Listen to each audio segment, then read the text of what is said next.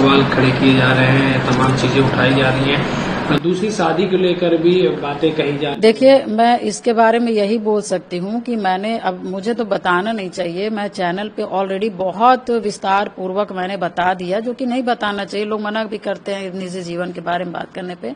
मगर न बताइए तो लोग कुछ भी छापते रहते हैं। जो कि मैंने पूर्णतः जो सही था मैंने बताया कि जिस तरह से, क्योंकि अतीक अहमद ने पहले मुझे प्रलोभन दिया, मैं उस पर नहीं टूटी। उसके बाद क्या कहते हैं, मुझे डराया गया, मैं डरी नहीं। उसके बाद फिर क्या कहते हैं, मेरे ऊपर लूटपाट, छिनैती, डकैती, हत्या के मुकदमे मेरे ऊपर लगाए गए, मैं उससे भी नहीं घबराई। उसके बाद फिर क्या कहते हैं, मेरे परिवारों के जनों को ऊपर लगाया गया, उसके बाद भी मैं नहीं टूटी। तो आप ये देख रहे हैं कि जिस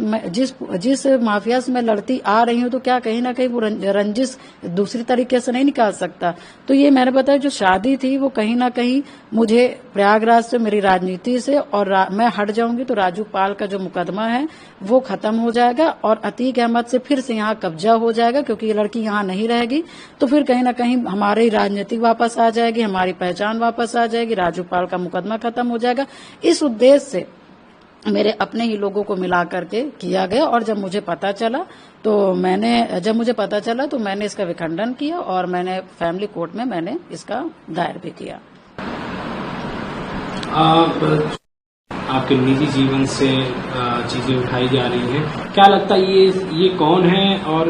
ये किस मानसिकता के उस पे जो है ये बातें उठा रहे हैं? देखिए मैं जिस तरह, देखिए मैं पहले चुप रहती थी, मगर मुझे लगता है कि मेरा चुप रहना ही, जो आज आपने पहला सवाल किया, वो उसका सबसे बड़ा वो है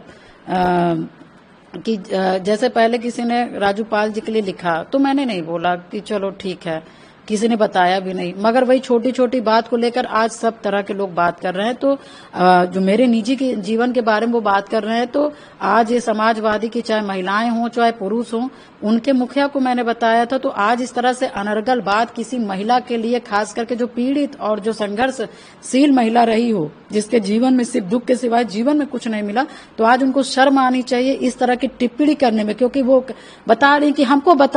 बताएं। कोई इंसान अपना दुख या घटना या षड्यंत्र क्या घर में पेपर बना के, क्या पेपर घर घर में बांटता है? जब दुख आता है, जब जीवन में संघर्ष आता है, तो उससे लड़ने का काम करता है, न कि जा करके कहीं बताने का काम करता है। जो मैंने सीखा, हो सकता है ये लोग बताते हों, मगर हमने कभी बताना नहीं सीखा, हमने लड़ना सीखा है, हमने उससे बाहर उभरना सीखा है। मगर जिस तरह से समाजवादी की महिलाएं और ये जो लोग हैं, जिस तरह से एक महिला का निंदा कर रहे हैं, मुझे इनकी सोच पर तरस आती है कि इनकी सोच किस तरह से, और जिनकी सोच इस तरह से है, उनको समाज किस तरह से देखने का काम करता है वो उनको खुद पता है। इनकी खुद की इज्जत नहीं है, ये दूसरों की इज्जत की बात करते हैं। तो बस मैं यही कहना चाहती हूँ कि ये जो समाजवादी के द्वारा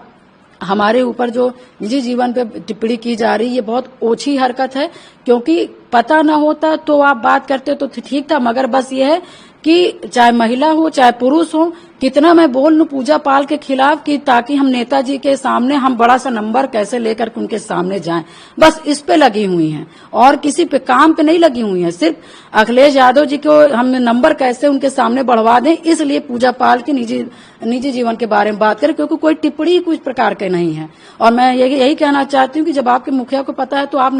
फर्जी नंबर लेने में क्यों लगी हुई हैं? मुझे तो लग रहा है कि ऐसी महिलाओं को, ऐसे पुरुषों को कहीं ना कहीं इन सब जो ये तुच्छ टाइप की जो हरकतें, इससे बचना चाहिए। क्योंकि समाज में हम आप सब लोग एक दूसरे को मैसेज देने वाले लोग हैं, कहीं ना हमसे समाज कुछ सीखने का काम करता है। और देखिए, षड्यंत्र, परेशानी, संघर्ष, घटना, ये किसी के भी जीवन में आ सकता है, चाहे वो राजनीतिक व्यक्ति हो, चाहे वो सामाजिक व्यक्ति हो, चाहे वो बिजनेसमैन हो, और चाहे वो कोई किसी तरह का व्यक्ति हो। ये सारी घटनाएं जो होती है वो किसी भी के जीवन में घट सकती, किसी एक का नहीं कि एक ही के ऊपर घटा है। और जिस तरह से हमारे ऊपर टिप्पणी की जा रही है, हम इनके यहाँ की टिप्पणी करना चालू कर देंगे तो इनकी संस्कृति, इनके परिवार लोगों ने क्या सिखाया मुझे नहीं पता है, मगर मैं जानती हूँ कि मेरे परिवार के लोगों ने कभी ओछी हरकत करना नहीं सिखाया। तो मैं इनके बारे में बहुत कुछ नहीं बोलना चाहूंगी, बस ये कहना चाहूंगी कि एक जो पीडीए का जो पाठशाला ये लगाए हैं, इससे अच्छा है कि पहले पीडीए के पाठशाला से अच्छा है कि पहले ये लोग अपना एक पाठशाला लगा करके पढ़ने का काम करें कि हमें महिलाओं को कैसी इज्जत देनी है।